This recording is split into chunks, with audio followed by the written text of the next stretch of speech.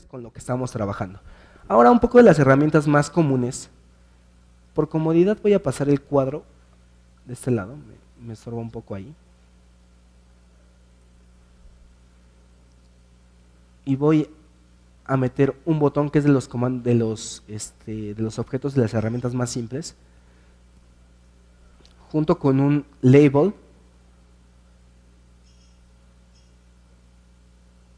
de esta forma. Si yo vuelvo a compilar, ya puedo visualizar mi ventana con esos objetos. Obviamente no hacen una acción, no he programado un evento. Simplemente he añadido directamente la herramienta o el objeto a mi formulario. Eso me permite tener ciertas disponibilidades, por ejemplo, algunos efectos visuales. Si yo le doy clic al botón o me paro sobre el botón, tiene un efecto, se cliquea, se hace la animación del clic, pero aún no realiza absolutamente nada. Para poder modificar las propiedades de cada uno de ellos, existe lo que es el cuadro de las propiedades. Voy a cancelar la compilación un momento. Si yo le doy clic secundario a cualquier objeto, incluso al propio formulario tal cual, yo puedo tener varias opciones visuales, como la de traer al frente, enviar al fondo, bloquear el control, seleccionarlo, cortarlo, eliminarlo, ver sus propiedades y ver código tal cual. Voy a ver sus propiedades. Esto me va a abrir el último panel que está acá. Y en este panel yo tengo diferentes opciones que puedo ir modificando dependiendo de lo que yo necesito. Todos los controles que vamos a ver, de hecho todos los controles que tiene C#, cuentan con una serie de opciones. El primero obviamente es el texto, ¿no? Si yo quiero que mi botón diga botón 1, puedo decirle que tenga la etiqueta de aceptar. Por decir algo. Yo quiero que se alinee en lugar de la mitad, quiero que se alinee a un costado, en la mitad superior, en la mitad inferior, en una esquina. Yo puedo hacerlo desde aquí. Si yo deseo que sea visible, si yo deseo usar un efecto visual diferente, si yo deseo usar un tipo de compatibilidad de texto, si quiero cambiar la etiqueta, el index, el tamaño, el margen, todo. De hecho hay algo o de las ventajas que se muestran al usar un IDE, es esa, que si yo no tuviera mi IDE, pues yo tendría que recordar todas las funciones y todas las instrucciones necesarias para hacer cada una de esas funciones. Tal vez algunas por el momento dicen, pues yo para qué quisiera ponerle alguna imagen a un botón, ¿no? Pero muchas veces llegan a ser requeridas, y al tener el conocimiento de cómo usar las herramientas sin la necesidad de usar código, es como se le empieza a sacar provecho al IDE. El IDE sirve precisamente para eso, para poder ahorrarte ese trabajo. Vamos a hacer que nuestro botón haga una pequeña acción, nada más para poder ver cómo vamos a estar trabajando en cuanto al IDE, cómo vamos a estar moviéndonos dentro de nuestro compilador. ¿Se dan cuenta? Aquí hay varias cosas, el nombre, la accesibilidad. Aquí hay un rayo que dice eventos. Yo tengo seleccionado mi botón, eso es muy importante. Si tú no te fijas bien qué tienes seleccionado, puedes llegar a cambiar propiedades de controles que no quieres cambiar. Por eso está la opción bloquear control. Si ustedes ya tienen muchos controles y algunos son sumamente importantes, siempre es una buena costumbre en el desarrollo bloquear los controles. Entonces lo primero que vamos a hacer es asegurarnos que tenemos seleccionado el botón e irnos a la herramienta de eventos, que está aquí en propiedades y es el rayo. En eventos disponemos de varios. El cambio la validación, el cambio del control, el clic, el arrastrar y soltar, que el cursor esté sobre el control. Por el momento, ahí está. Yo le di doble clic a lo que vendría siendo al lado del evento clic y me manda directamente al código que yo necesito trabajar para que yo pueda proporcionarle ese evento a mi control. Es la misma ventana del form 1.cs, donde ya se agregó otra cosa. Nosotros vimos en la primera ventana, que era el program.cs, que estábamos creando el formulario. Ahora vemos en form.cs que aquí ya hay un método público que se llama form1, donde está inicializando todos los componentes. Y en esta parte se acaba de agregar parte del código que nosotros nunca pusimos, pero ya el IDE automáticamente nos lo proporciona, que prácticamente es la codificación del método para que yo pueda trabajar con los eventos del botón. Cualquier cosa que yo quiera que haga el botón va dentro de este par de llaves. Por ejemplo, yo tenía una etiqueta. Si yo pongo algún tipo de letra, automáticamente el IDE me ayuda a buscar algunas similitudes con funciones o variables que yo necesite. En este caso, esta es la que yo necesito, variable label1. Si yo pongo un punto, el operador punto nos ayuda a poder observar todos los métodos y variables a las que tiene acceso un objeto o una variable. En este caso es el objeto etiqueta. Y vamos a necesitar una propiedad que se llama text. Ahora en texto nosotros podemos decirle varias cosas. Podemos usar un método o simplemente podemos igualarlo a lo que queremos. En este caso, simplemente voy a codificar una. La voy a cambiar la fuente para que puedan observarlo un poco mejor. Listo. Control S para poder guardar los cambios. Y el compilar con un F5.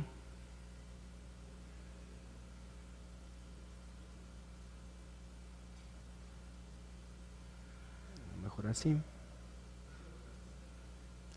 Al darle un clic modificamos el contenido de lo que es la etiqueta, en este caso label 1, hacia lo que nosotros queramos. Por medio de esta simple instrucción, donde yo estoy diciendo que quiero ocupar el objeto etiqueta que tiene por nombre label 1, pero que quiero acceder directamente a la propiedad que maneja el texto. Y en ese texto yo quiero hacer una asignación diferente a la que posee. Es la manipulación más simple que puedes tener con el mínimo del código y aplicando lo más posible la ayuda del asistente que trae por default el compilador. Ya para eventos un poco más complejos, pues requiere ya un poco más de codificación.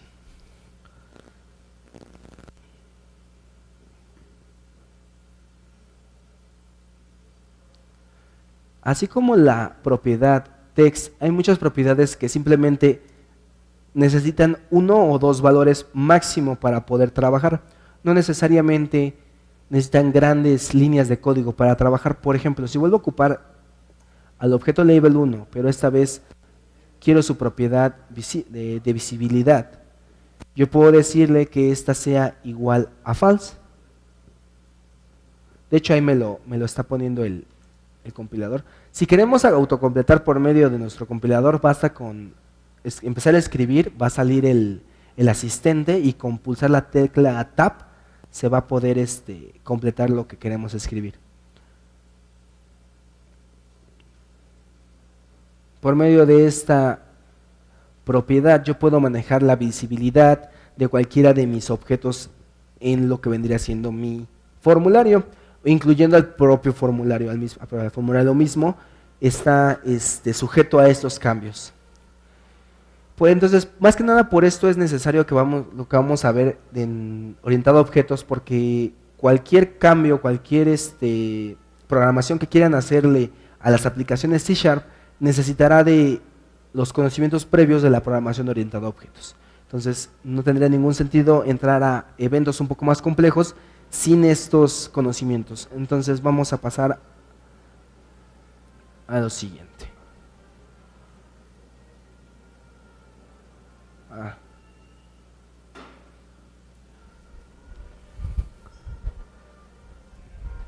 Entonces, bueno, para lo siguiente vamos a empezar a tratar los conceptos necesarios para poder trabajar la programación. El primer concepto, o el más indispensable que yo diría se es requerido, es la abstracción. La abstracción es indispensable para cualquier sistema. ¿Qué es la abstracción? ¿Alguno tiene alguna idea de qué es abstracción? La abstracción de algún tipo de objeto, de algo. ¿O alguien ha manejado en algún momento el término en en algún sentido.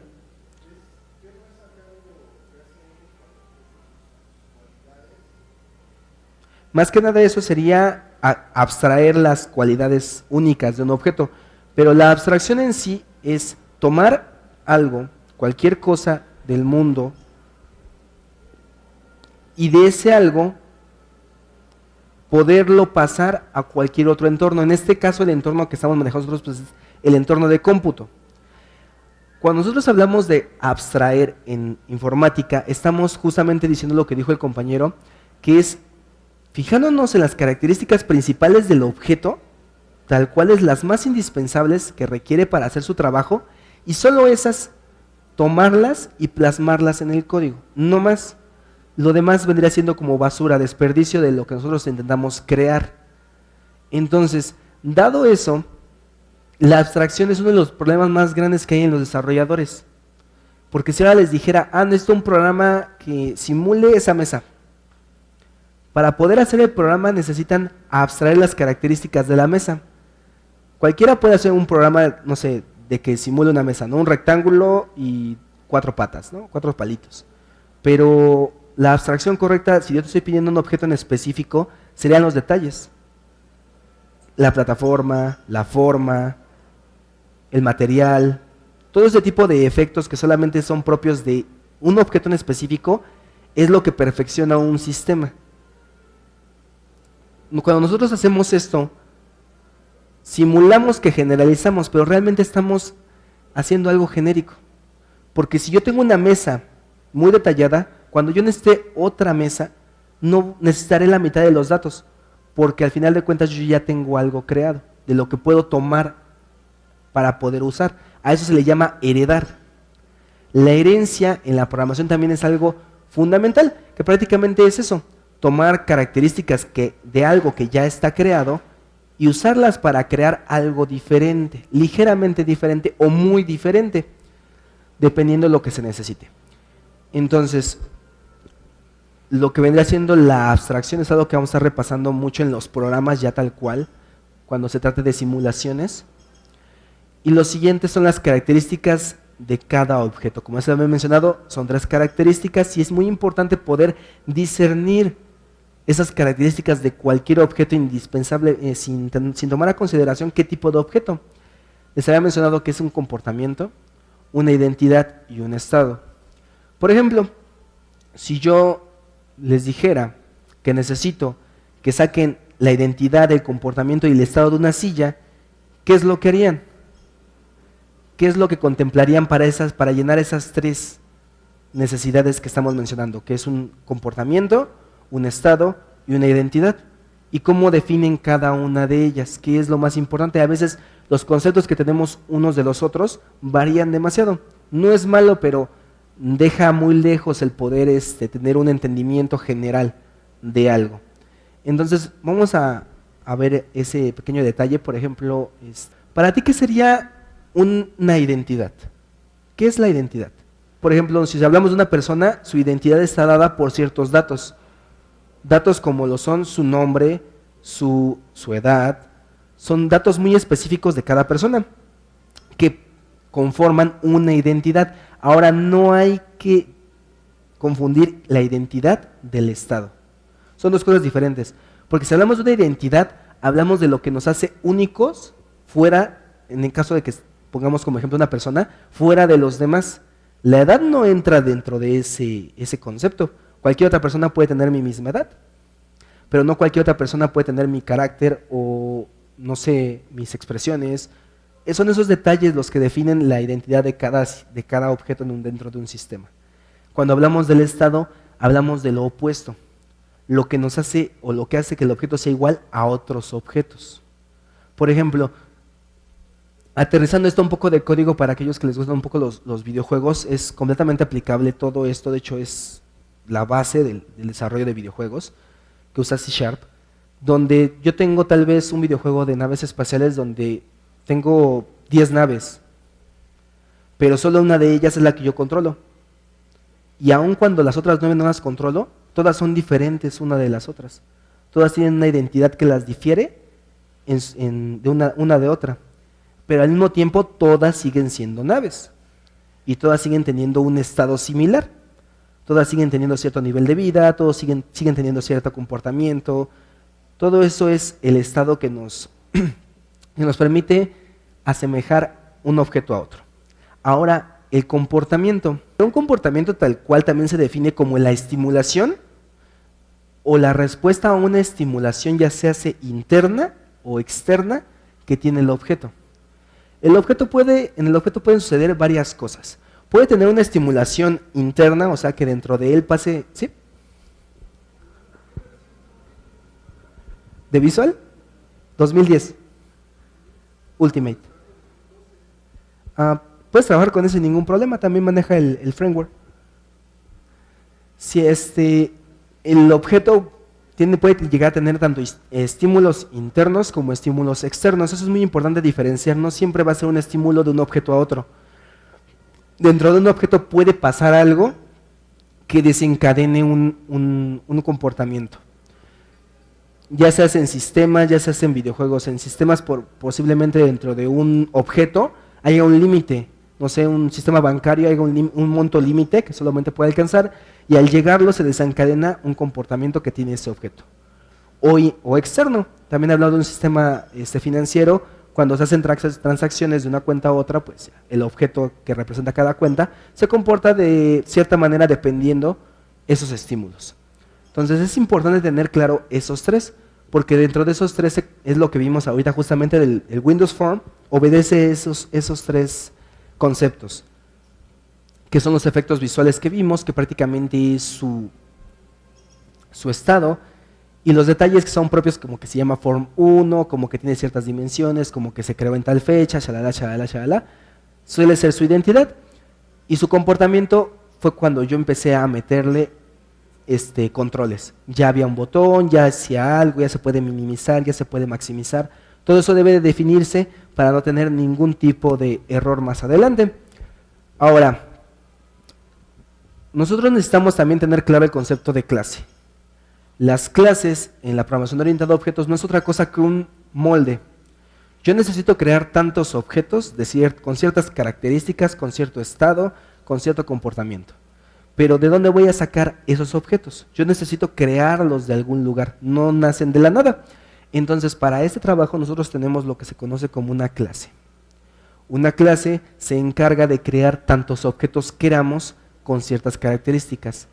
Como les venía diciendo, si yo necesito para un videojuego crear naves espaciales, yo necesito crear una clase que se llame nave. Y esa clase es la que se va a encargar de crear mis objetos. Ninguna otra cosa, solo esa clase. En un objeto, la ventaja de la programación orientada a objetos es esa. Que tú, por ejemplo, quieras un objeto, no sé, quieras crear un sistema de control de una escuela, ¿no? Entonces necesitas a cada alumno. Cada alumno va a tener ciertas propiedades como nombre, edad, qué grado está cursando. Y cada uno de esos datos son muy diferentes unos de los otros. Y no importa qué tan diferentes sean, siempre y cuando los contemples en la misma clase, puedes ocuparlos. De hecho, es una de las mayores ventajas que tiene nuestro lenguaje, o cualquier lenguaje orientado a objetos. Ahora, propiamente, lo que estaba diciendo de la clase es esto. Yo estoy creando aquí una clase. Ahorita tiene un poco más de palabras reservadas porque es una clase creada por por el compilador, no por nosotros. Pero si nosotros queremos ver lo que ahorita les estoy diciendo, simplemente basta con ir a proyecto, agregar clase, por favor es lo que vamos a hacer, y automáticamente nos abre un asistente para ayudarnos. Y nos dice, ¿qué quieres crear? Bueno, una clase, ¿de qué tipo? Bueno, de Visual C Sharp. ¿Qué nombre quieres darle? Le voy a dejar el nombre class 1 y le voy a decir que la quiero agregar. Y listo, nos crea tanto las librerías, nos manda a llamar tanto las librerías necesarias como el nombre de la familia que estamos trabajando, como la declaración de la clase tal cual. Esa es la declaración simple de cualquier clase y así es como lo vamos a estar declarando. La sentencia es class más el nombre de la clase y abrimos las llaves.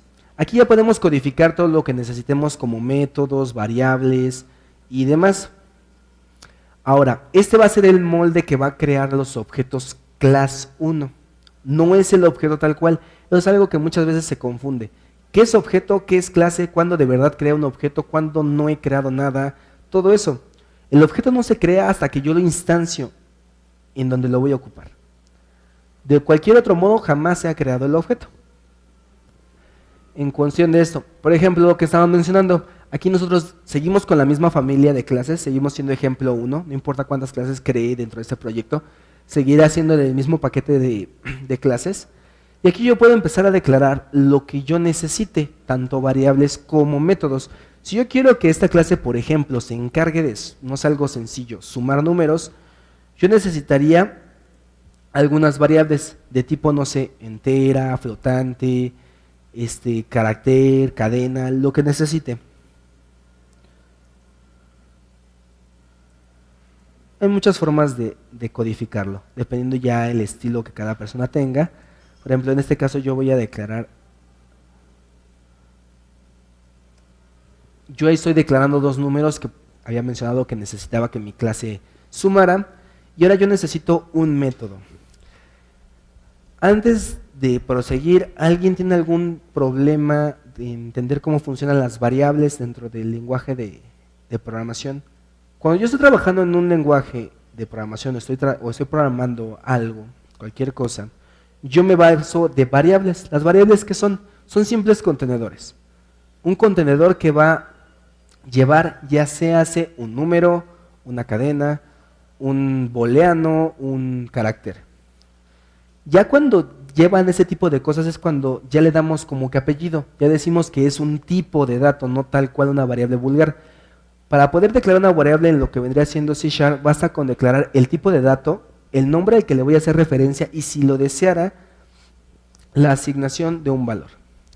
Ya se hace el tipo entero, flotante, string, para cadenas. Algo muy peculiar de C# es que maneja tanto variables de tipo de 16, de 32 y 64 bits en sus diferentes variables. ¿Qué es esto? A esas alturas no es tan necesario aplicar ese tipo de variables tan específicas. Es necesario cuando tú tienes recursos limitados, por así decirlo, y necesitas saber cuánto espacio vas a estar trabajando.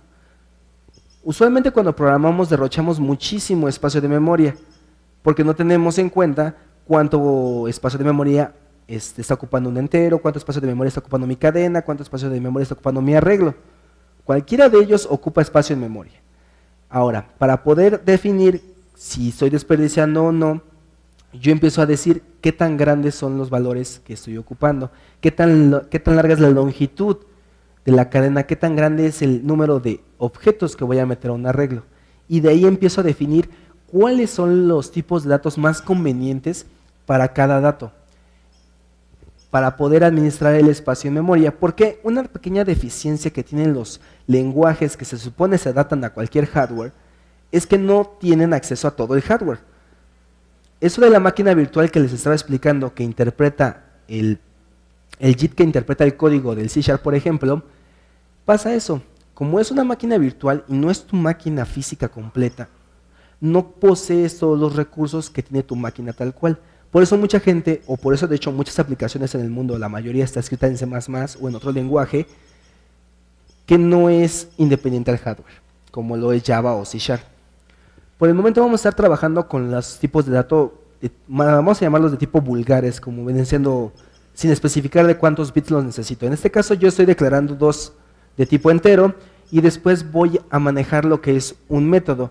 Cualquier método se declara de la siguiente manera. Yo necesito especificar qué tipo de accesibilidad va a tener. Por ejemplo, si yo quiero que el método de esta clase sea público, lo pongo. Ahora prosigo a decir si qué tipo de valor va a regresar. En este caso yo voy a decir que va a regresar un entero porque va a ser una suma. Después el nombre de mi método, suma, y dentro de esos paréntesis nosotros ponemos lo que se llama lista de parámetros, que son las variables que yo voy a ocupar en este método en particular. Por ejemplo, si yo quisiera decir que voy a ocupar número ¿qué? 1 y...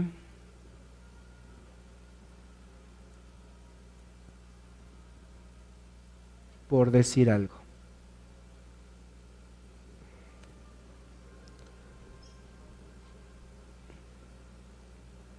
Hay diferentes formas de realizarlo. Por ejemplo, aquellos que están acostumbrados a, no sé, Java, seguro lo pondrán, pueden declarar el tipo de dato aquí mismo. Aquellos que están tipo C, no es tan común declarar el tipo de dato. Todas las rutas del código devuelven el valor.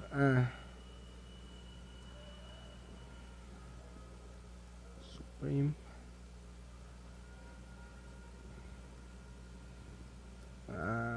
Me equivoco. Byte. Ahorita simplemente lo cambié para que dejara de marcar error y pudieran ver. ¿Por qué marcaba error? Porque si tú estás diciendo que vas a regresar algo, la función espera que declares lo que vas a regresar. O sea, no estaba mal lo que declaré. Simplemente si yo quisiera ponerlo como lo puse, basta con poner el int y dentro decir que va a retornar.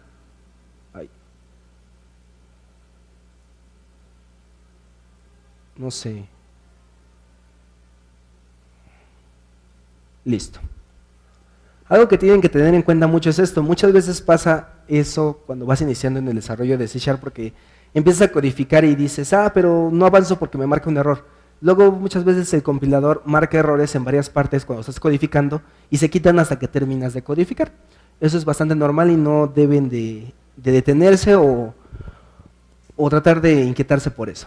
Ahora, si yo quiero decir ahora que quiero sumar, pues basta con decir que en el return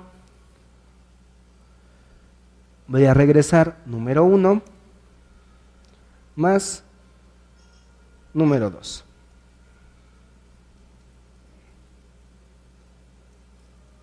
De esta forma. Algo que vamos a estar haciendo mucho aquí es simplificar el código.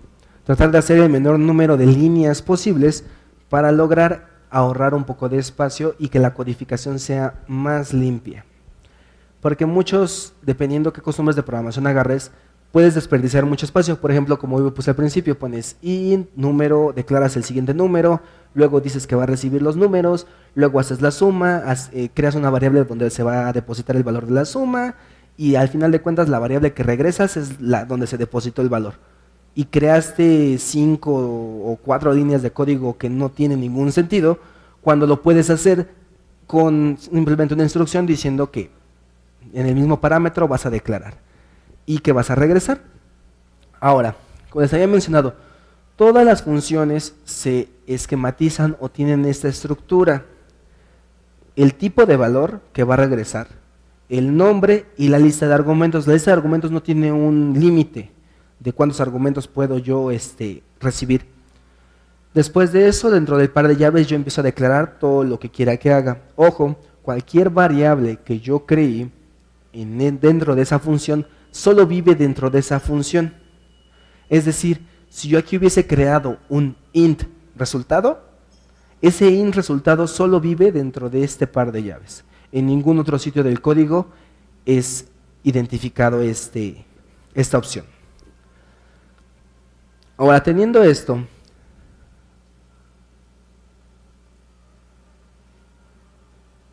si yo me voy al form 1, donde estábamos trabajando, y le digo que quiero crear un objeto de tipo class, de hecho aquí aparece class 1, y quiero que se llame, no sé, sumador, y le digo que esto sea igual a un nuevo class 1 de esta forma. Ahora aquí sí, este es el único momento en el que estoy creando el objeto. En ninguna otra parte de la codificación que hice se creó absolutamente nada del objeto. Simplemente en esta instrucción. Cuando yo digo que voy a crear un objeto con un nombre de una clase y este new class que pongo aquí, que es el constructor de nuestro objeto, es en este momento donde yo digo que estoy generando un objeto, en ningún otro punto. Ahora, este constructor es un término o es una función bastante curiosa. Yo jamás, o yo de hecho yo en la clase que les mostré hace un momento, yo nunca declaré un constructor, jamás.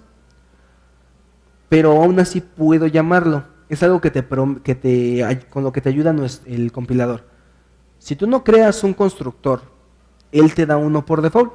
De hecho así se llama, constructor por default. El constructor es redundante porque de hecho es lo que hace, construir el objeto. Entonces, como yo no creé ningún constructor, el constructor que me dan por default no lleva ningún parámetro, por lo que realmente no hace absolutamente nada más que reservar la memoria necesaria para el objeto. No hace otra cosa. Si yo quisiera sumar, entonces yo necesitaría agarrar el objeto sumador, acceder a... Le quité el public. Sí. Listo.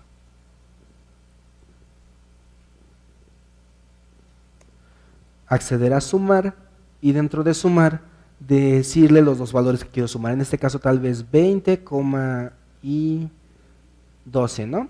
Que son dos valores enteros. Y después le voy a decir, voy a quitar esta línea para que no se borre. Y le voy a decir al texto de hola que va a recibir el resultado de esta suma y lo va a visualizar de esta forma.